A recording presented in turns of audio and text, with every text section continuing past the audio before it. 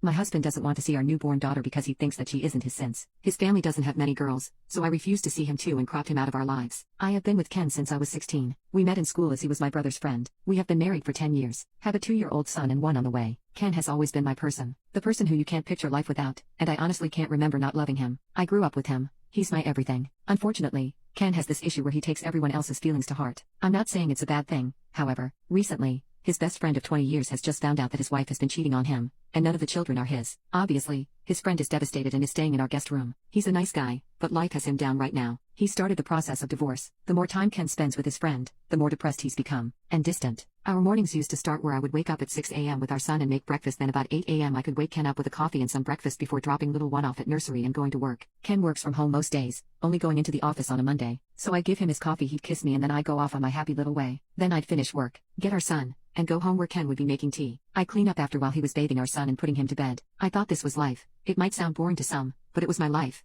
and I loved it. Our house was filled with love. We would spend our nights cuddling, talking, and watching a movie. Date night once a month. We would take our son out together on a Saturday and then on Sunday go visit family or have friends over. You get the picture, I'm rambling. Sorry. Anyway, for the past month, things have been changing. Ken is more depressed. I make him a coffee in the morning and just get a mumbled thanks. I'd come home from work, and the friend and I would be in the living room watching sports. I'm now making tea, bathing our son. Neither of them will barely talk to me. We don't go out on the weekends together. I feel like a single parent. I've tried to talk to Ken about it all, but I get one-worded answers. Then he stays up till about 1 a.m., which I know it's not super late, but I'm passed out by then. I'm exhausted, alone, and pregnant. I miss my husband. Yesterday I came home from work and you know when something just doesn't feel right? Well, I went to find Ken to see what he was doing as his friend wasn't in the house but Ken's car was. He was in his office looking up DNA kits for our son. I asked him why and his response was, well, I just want to make sure all the kids are mine before I continue looking after them as I'm not a free childcare. This broke me. When I say I'm devastated, it's an understatement. But if he thinks that I cheated on him, then surely the trust is gone? Is there any going back? Am I just being pregnant and hormonal? Would I be extreme for looking for a divorce? I could put the papers in the envelope with the results from the DNA test. I think I'm gonna go cry in bed now. Had to take the day off work as I feel like I've